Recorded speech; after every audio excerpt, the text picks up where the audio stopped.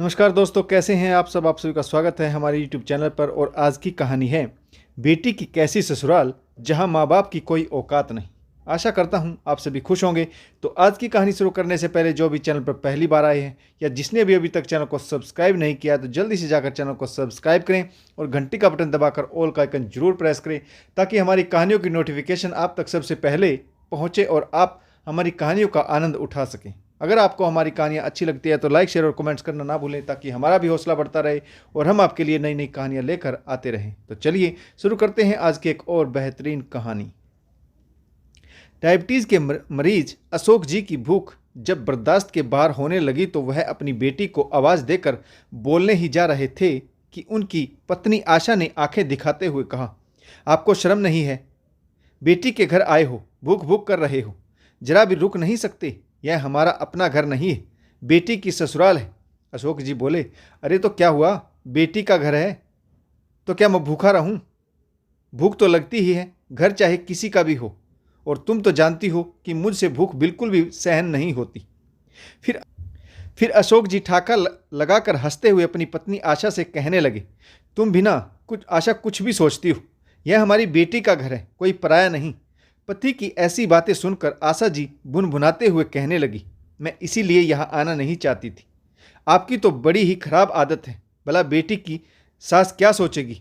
अशोक जी बोले, यह तुम्हारा वहम है, कोई कुछ नहीं सोचता। दोनों पति पत्नी के बीच यह बहस चल ही रही थी कि उनकी बेटी वाणी खाने की प्लेट लेकर आ गई।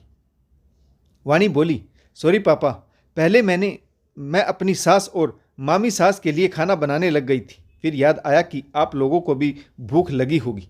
लीजिए, आप दोनों भी खाना खा लीजिए।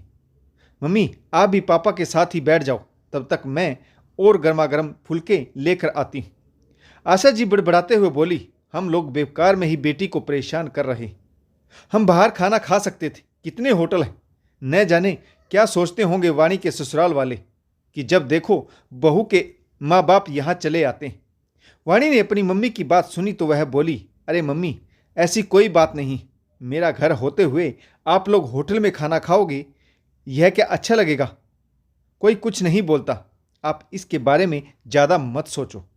वाणी गरम गरम फुलके सेक कर लाती रही, लेकिन आशा जी को बेटी के इस तरह से खाना खाते हुए बहुत शर्म आ रही थी।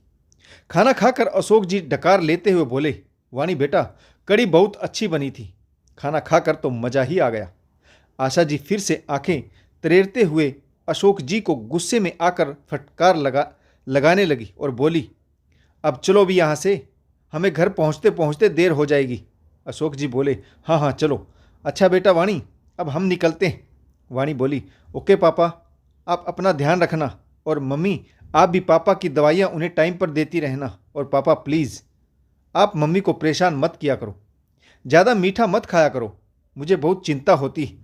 अशोक जी बोले, ठीक है बेटा, मैं अपनी मीठा खाने की आदत पर अब पाबंदी लगा लूँगा, तुम मेरी फिक्र मत करो। लेकिन अपनी मम्मी से बोलो कि वह मुझे ज़्यादा डांटे ना, तुम्हारी मम्मी बहुत डांटती। मैं कोई बच्चा हूँ, मुझे भी समझ आता है कि मुझे डायबिटीज़ की प्रॉब्लम है। वाणी ने गार्जियन की तरह अपने मम्मी पापा को समझाया, मम्मी आप भी पापा को ज़्यादा मत डांटा करो, और पापा आप भी मम्मी की बात माना करो। 3 महीने बाद फिर से डायबिटीज की जांच करवाने डॉक्टर से दिखाने यहाँ आ जाना। अगली बार मिस मत करना, नहीं तो डॉक्टर से डांट पड़ेगी। वाणी को अपने पिता अशोक जी की हमेशा चिंता लगी रहती है। उनका शुगर लेवल अक्सर ही बढ़ जाता है।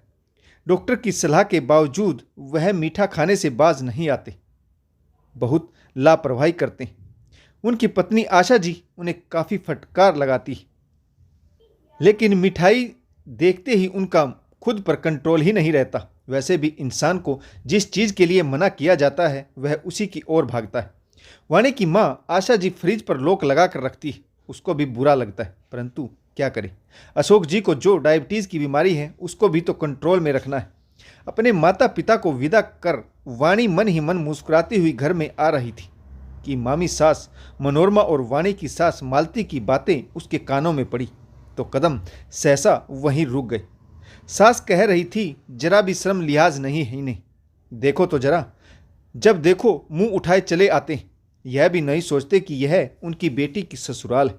मामी सास बोली, अरे ननद जी, मैंने तो पहली बार देखा है कि बेटी की ससुराल में माँ बाप गबागब ठूस ठूस कर खाते हैं। बड़े ही बेशरम लोग हैं। और एक हम हैं कि बेटी के घर का पानी तक नहीं पीते, और यह लोग नरक भोगेंगे। बेटी के घर का नमक खाते हैं, शर्म नहीं आती। फिर वाणी की सास मालती जी कहने लगी, हर 3 महीने बाद डॉक्टर को दिखाने के बहाने यहाँ पहुँच जाते हैं और खूब खा पी कर जाते हैं। मन तो करता है कि बहू से पूछूं, क्या तुम्हारे मायके में कोई डॉक्टर नहीं है जो यहाँ दिखाने चले आते हैं, लेकिन कहीं मेरे बेटे को बुरा ना लग जाए, इसीलिए मैं चुप रहती। कहीं बहू बेटे को उल्टी सीधी पट्टी ना पढ़ा दे। इकलौता बेटा है, डर कर रहना पड़ता है। दोनों की बातें सुनकर वाणी स्तब्ध रह गई। जिस सास और मामी सास को सुबह उठकर सबसे पहले चाय बनाकर पिलाती, उनकी एक आवाज़ पर दौड़ी चली आती, उनके लिए मनपसंद खाना बनाती, छोटी छोटी खुशियों का ध्यान रखती, वही दोनों उसके माँ बाप के बारे में ऐसी बातें कर रही। वाणी सोचने लगी, मुझे पता है कि सासू माँ को मेरे माँ बाप का यहाँ आना जरा भी पसंद नहीं, लेकिन कम से कम बाहर वालों के सामने तो ऐसा नहीं बोलना चाहिए। अपने घर की बात बाहर वालों को बतानी जरूरी है क्या? उन्हें अच्छी तरह से पता है कि मनोरमा मामी एक बात की 4 बनाकर बोलती, छोटी सी बात को दुनिया भर में फैला देती। उन्हें इधर उधर करने में बहुत मज़ा आता है। फिर भी अपनी बहू और उसके मायके वालों के बारे में सासुमाँ ना जाने क्या क्या बोलती जा रही। आखिर इसमें बुराई क्या है? क्या माँ बाप अपनी बेटी के घर नहीं आ सकते?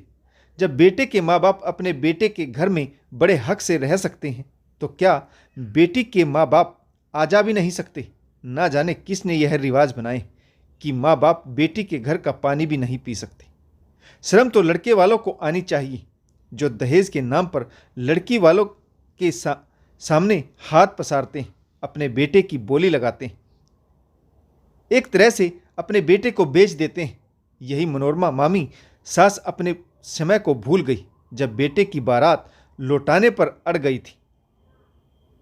बेशर्मों की तरह दहेज में बड़ी गाड़ी मांग रही थी। लड़की वालों ने खूब हाथ पैर जोड़े थे, लेकिन यह अपनी बात पर अड़ी रही।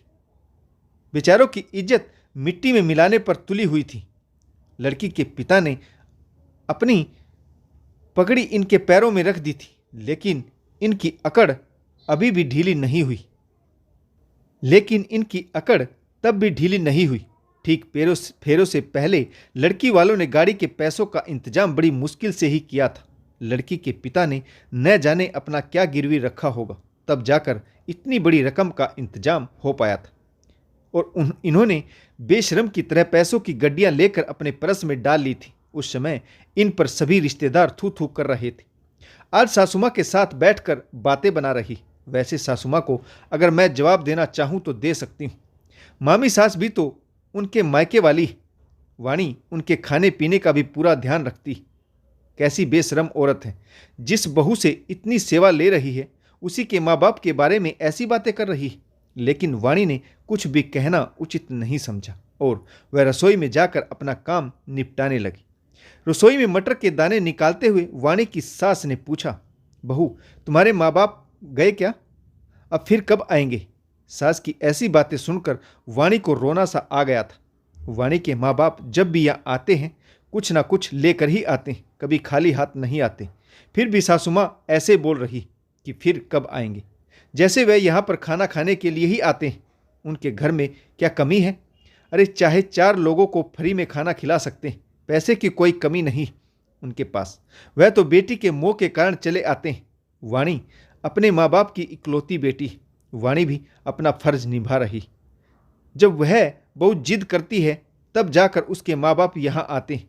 मामी सास ने कहा, बहू, तुम्हारे मायके में कोई बढ़िया डॉक्टर नहीं है क्या, जो तुम्हारे माँ बाप को यहाँ इतनी दूर दिखाने आना पड़ता है? मामी सास के स्वर में तलखी थी। वाणी तिलमिला उठी। मन तो किया कि बोल दे कि मामी जी, वहाँ लखनऊ में भी तो अच्छे डॉक्टर हैं, फिर आप यहाँ क्यों महीने भर से पड़ी? लेकिन वाणी चुप लगा गई। बेकार बात बढ़ाने में क्या फ़ायदा, जब अपने घर वाले ही गैरों को सह दे रहे हैं। वाणी ने पलटकर कोई जवाब नहीं दिया। वह गुस्से से जल रही थी। फ्रिज से ठंडा पानी निकालकर पीने लगी। वाणी के पिताजी अक्सर कहते हैं, बेटा, जब भी गुस्सा आए तो ठंडा पानी पी लेना चाहिए, गुस्सा शांत हो जाता है। वाणी ने ठंडा पानी पीकर अपना गुस्सा शांत किया और अपनी आंखों के आंसू छुपाते हुए अपने कमरे में जाकर दरवाजा बंद करके रोने लगी।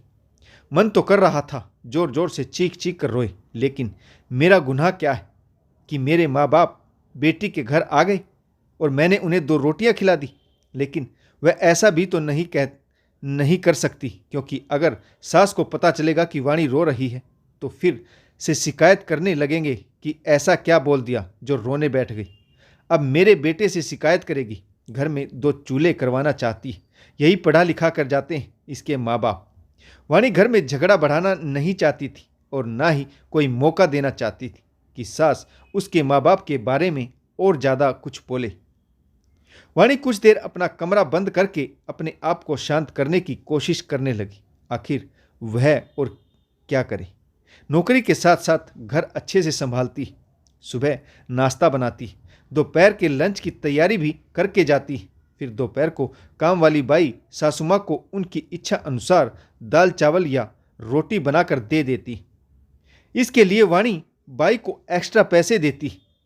सास से एक काम नहीं होता, हाथ पैर नहीं हिलते, लेकिन जुबान खूब चलती। वाणी को अपना बचपन याद आ गया, कैसे पिताजी उसे गिरते हुए संभाल लेते थे। एक बार वाणी साइकिल चलाते चलाते गिरने लगी तो पिताजी ने भागकर लड़खड़ाती हुई साइकिल को पकड़ लिया और बोले, बेटा तू खूब तेज दौड़ो, जब गिरने लगोगी तो मैं थाम लूँगा। कितनी ही बार वाणी के माता पिता को रिश्तेदारों के ताने सुनने पड़ते थे कि बेटा नहीं है, बुढ़ापे कैसा गुजारेंगे। तो वाणी के पिताजी सीना ठोक कर कहते थे, हमारी बेटी है, यह बेटे से कम तो नहीं।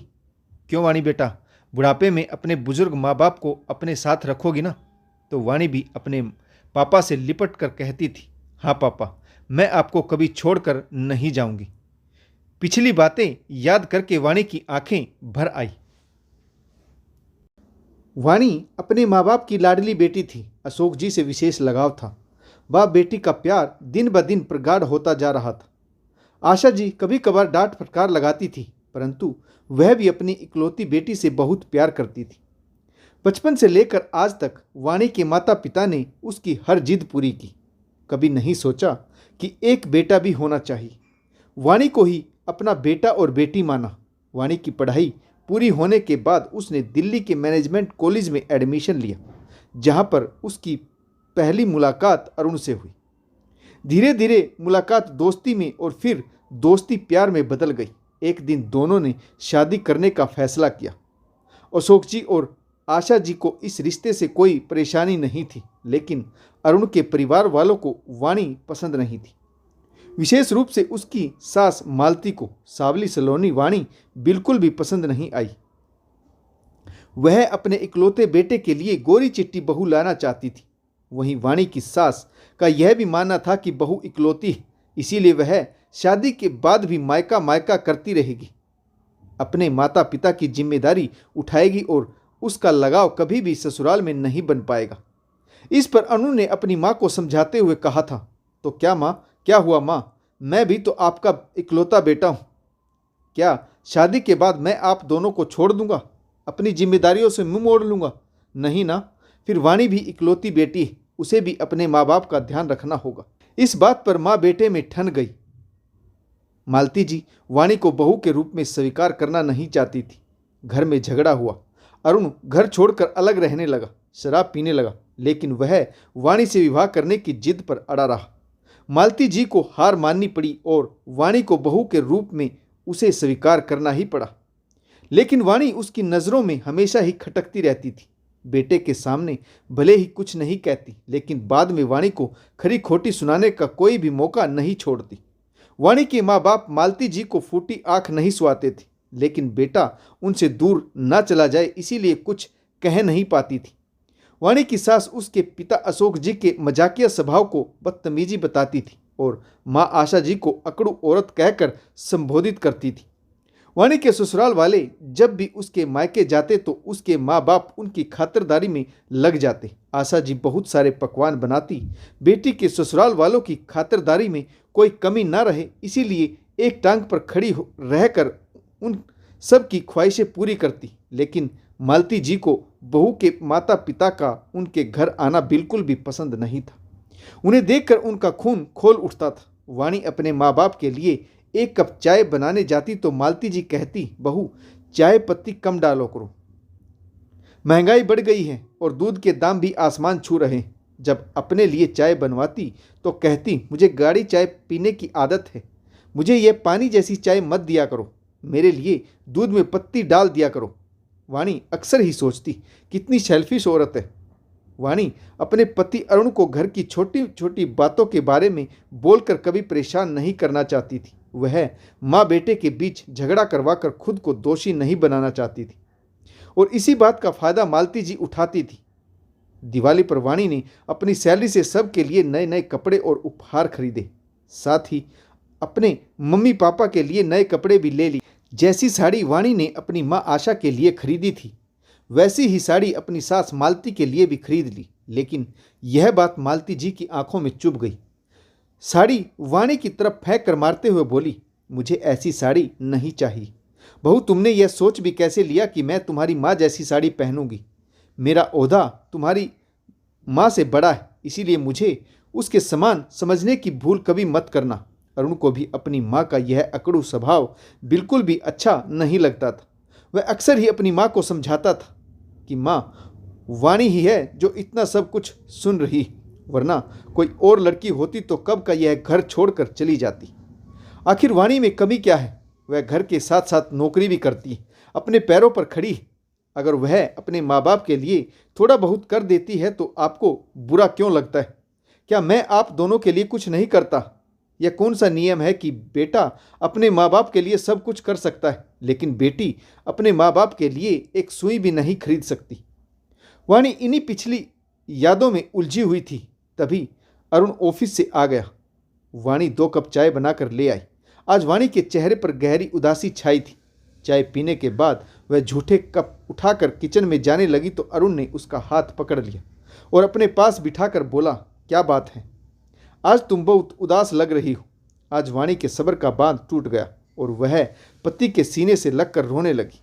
वाणी कहना चाहती थी, आज तुम्हारी माँ और मामी जी ने मेरे माँ बाप की बहुत इंसल्ट की, लेकिन उसने स्वयं को संभाल लिया और नम आंखों को धीरे से साफ करके किचन में चली गई। अरुण से कह दिया, काम अधिक था इसीलिए थक गई हूँ और कोई बात नहीं। लेकिन अरुण जानता था कुछ तो हुआ, वरना वाणी घर के कामों में कभी नहीं घबराती। वह घर और ऑफिस दोनों का काम बहुत अच्छे से संभालती। आज से पहले ऐसा कभी नहीं हुआ। वाणी अरुण को टेंशन नहीं देना चाहती थी। वैसे भी मार्केटिंग की जॉब की वजह से ज़्यादातर वह घर से बाहर ही रहता है। 8-10 दिन में घर आता है और आते ही घर की छोटी छोटी बातों को लेकर बैठ जाए तो दिमाग खराब ही होता है। रसोई के सारे काम निपटा कर रात 10 बजे वाणी को बिस्तर नसीब हुआ। वाणी को किताब पढ़ने की आदत है। उसने किताब हाथ में उठाई कि उसकी आंखें लग गई। अरुण ने उसके हाथ से किताब लेकर टेबल पर रख दी। बड़े गौर से वाणी के चेहरे को निहारा। आज वह कुछ ज़्यादा ही थकी थकी सी लग रही थी। धीरे से कंबल ओढ़ा दिया और स्वयं भी सो गया। हमेशा की तरह वाणी ने सुबह उठकर मनोरमा मामी और मालती के लिए चाय बना कर दी। फिर सुबह का नाश्ता और दोपहर का खाना तैयार करने में जुट गई। ऑफिस जाने से पहले दोपहर के लिए दाल सब्जी भी बना दी। फिर वह ऑफिस चली गई। ऑफिस से वापस लौटी तो कपड़े बदले बिना ही किचन में चली गई, क्योंकि रात को 8 बजे से पहले खाना तैयार करना होता है। सास ससुर को दवाई लेनी होती। मनोरमा मामी को भी खिचड़ी दलिया समय पर तैयार चाहिए होता है। बाकी सब लोग तो जैसे तैसे चला लेते हैं। वाणी का देवर अंकुर एक प्राइवेट कंपनी में जॉब करता है और नंद दिव्या कॉलेज के अंतिम वर्ष में है। वाणी उनके लिए खाना बनाकर रख देती है। या तो वह स्वयं परोस लेते हैं या फिर वाणी को आवाज़ लगा देते हैं। इसी तरह से 3 महीने और बीत गए। वाणी के पिताजी को डॉक्टर से अपॉइंटमेंट लेनी थी। वाणी ने फ़ोन किया, पापा आपको याद है ना कि 2 दिन बाद आपकी डॉक्टर के साथ अपॉइंटमेंट है? वाणी ने याद दिलाया तो अशोक जी बोले, हाँ बेटा मुझे याद है। वाणी ने बहुत चहकते हुए कहा, पापा इस बार आप 1 दिन पहले आ जाना, सर्दी बहुत ज़्यादा है, इस बहाने मैं भी आपके साथ कुछ समय बिता लूँगी। वाणी अपनी नौकरी और संयुक्त परिवार के चलते मायके नहीं जा पाती। इसीलिए जब भी उसके मम्मी पापा की डॉक्टर से अपॉइंटमेंट होती तो वह उन्हें अपने घर बुला लेती। इस बहाने उनसे मिल भी लेती है। वैसे तो वाणी के मायके में भी डॉक्टर है, लेकिन पति अरुण के कहने पर ही वाणी ने अपने माँ बाप का इलाज यहाँ करवाने की सोची थी। वाणी ने एक दिन पहले आने को कहा तो अरुण जी खुश होते हुए बोले, ठीक है बेटा, हम ऐसा ही करेंगे। लेकिन वाणी की माँ आशा जी ऐसा नहीं चाहती थी। वह वाणी के ससुराल जाना नहीं चाहती थी, लेकिन बाप बेटी के सामने उसकी एक नहीं चलती थी। शाम को वाणी ऑफिस से लौटते समय अपने मम्मी पापा को लेने स्टेशन पहुंच गई। वाणी अपनी गाड़ी से ऑफिस आती जाती है। स्टेशन से अपने मम्मी पापा को लिया और रास्ते में बातें करते हुए गाड़ी की रफ्तार तेज कर ली। वाणी बोली, देखना पापा, अब की बार आपका शुगर एकदम कंट्रोल में होगा, सब ठीक हो जाएगा। अरे मम्मी, आप कुछ बोल नहीं रही, किस सोच में डूबी हैं? तो आशा जी बोली, मैं बाहर का नज़ारा देख रही हूँ। क्या हमें वाणी के ससुराल जाना जरूरी है? क्या हम किसी होटल में नहीं रुक सकते? आशा जी ने ऐसा कहा तो वाणी बोली, चिल करो मम्मी, आप ऐसा क्यों बोल रही हो? मेरा घर होते हुए आप होटल में रुकेंगे? ऐसा आप सोच भी कैसे सकती? वाणी ने कहा, मनोरमा मामी अपने घर जा चुकी, उनका कमरा खाली, आप और पापा वहीं सो जाना, किसी को कोई परेशानी नहीं होगी। रात भर खूब गप्पे लड़ाएंगे। वैसे भी मुझे अपनी नौकरी के चलते आप लोगों से बात करने की फुर्सत ही नहीं मिलती। बातों ही बातों में गाड़ी वाणी के घर पहुंच गई। घर पहुंचकर वाणी अपने मम्मी पापा के लिए चाय बनाने लगी तो देखा चाय पत्ती खत्म थी। वाणी मन ही मन बुनबुनाई, सुबह तो चाय पत्ती थी, फिर अचानक से ख़त्म कैसे हो गई? अच्छा चलो कोई बात नहीं, पहले मम्मी पापा के लिए खाना परोस देती हूँ, वैसे भी वे लोग भूखे हैं। वाणी ने चाय नाश्ते का प्रोग्राम टाल दिया और सीधा खाना परोस दिया। पास ही किराने का स्टोर है। वाणी किचन के छोटे मोटे सामान वगैरह उसी दुकान से मंगवाती। किराने वाला अच्छा सर्विस देता है। मम्मी पापा को खाना दे देती हूँ, तब तक चाय पत्ती वह भिजवा देगा। यह सोचते हुए वाणी अपने मम्मी पापा को खाना खिलाने लगी। थाली लगाकर कमरे में दे आई। कमरे से बाहर निकल रही थी कि सास मालती जी कहने लगी, बहू ऐसा कब तक चलेगा? वाणी यह सुनकर भौचक्की सी रह गई और बोली, क्या हुआ मम्मी जी? मालती जी बोली, यही कि तुम्हारे माँ बाप यहाँ चले आते हैं, ऐसा क्या अच्छा लगता है इन्हें, बेटी के घर बार बार आना? अरे हमारे संस्कारों में तो बेटी के घर का एक बूंद पानी पीना भी पाप माना जाता है, और यह लोग, क्या इन्हें जरा भी शर्म लिहाज नहीं है? अब तो पड़ोसी भी पूछने लगे। सच कहें तो शर्म हमें आने लगी। मालती जी की बात सुनकर वाणी अवाक थी। उसे काटो तो खून नहीं। सास को चुप कराना चाहती थी, मम्मी जी प्लीज चुप हो जाओ, मगर मालती जी बोलती ही जा रही थी। अशोक जी और आशा जी खाने का पहला कोर मुंह में डालने ही जा रहे थे कि मालती जी की कड़वी बातें सुनकर उनके हाथ वहीं के वहीं रुक गए। वाणी असमंजस में थी, कहीं मम्मी पापा ने सुन तो नहीं लिया। वह तुरंत ही कमरे की तरफ मुड़ी। मम्मी पापा से नज़रें मिली तो वाणी बोली, अरे मम्मी आप खा क्यों नहीं रही? खाना अच्छा नहीं बना क्या? मेरी सासू माँ तो यही पूछ रही थी कि डॉक्टर ने क्या कहा। वाणी बात को घुमाना चाहती थी, लेकिन अशोक जी और उसकी पत्नी आशा जी ने सब कुछ सुन लिया था। आशा जी बोली, बस बेटा बहुत हो गया, मैंने तो पहले ही कहा था होटल में रुक जाएंगे, परंतु तुम ही नहीं मानी। मुझे पता था कि एक दिन हमारी बेइज्जती ही होनी। अशोक जी अपनी पत्नी को डांटते हुए बोले, क्या कह रही हो? कुछ नहीं हुआ, चुप हो जाओ। कुछ नहीं बेटा, तुम चिंता मत करो, हम रिश्तेदार हैं, रिश्तेदारी में तो यह सब चलता रहता है। हम फिर आएंगे, अभी हमें ज़रूरी काम याद आ गया तो हमें जाना पड़ेगा। अशोक जी ने बात घुमा दी और अपनी बेटी के कंधे पर हाथ रख कर बोले, बेटी तुम चिंता मत करो, हम फिर आएंगे। और वह चले गए। पिता की नम आंखों में पिता की बेबसी साफ साफ दिखाई पड़ रही थी। अशोक जी ने अपनी बेटी के आंसू छलकने नहीं दिए और वह बाहर निकल गए। आशा जी के गले से लगकर वाणी फपक कर रो पड़ी। वाणी का दिल भी रो रहा था। बेटी को इतना ले देकर ससुराल भेजा, उसे कमाने लायक भी बनाया, लेकिन फिर भी ससुराल में बेटी के माँ बाप की कोई औकात नहीं। आज ससुराल में अपने माँ बाप की ऐसी बेइज्जती होते देख वाणी का रोम रोम सिहर उठा। वाणी ने उन्हें रोका नहीं और उन्हें जाने दिया। आज वाणी को बहुत अफसोस हुआ कि उसके माँ बाप बिना खाए पिए ही नम आंखों के साथ वापस चले गए। मालती जी ने आज सारी हदें पार कर दी, परंतु उन्हें अपने किए पर जरा भी पछतावा नहीं था। वाणी के माँ बाप चले गए तो मालती जी अपनी मित्र मंडली के साथ रोज की तरह सत्संग के लिए निकल गई। वाणी सोचने लगी, कोई इंसान इतना पत्थर दिल कैसे हो सकता है। कल उनकी अपनी बेटी की शादी होगी, तब पता चलेगा कि माँ बाप के लिए एक बेटी का मोह क्या होता है। वाणी सिसकती हुई कमरे में चली गई। तभी कॉल बेल बजी।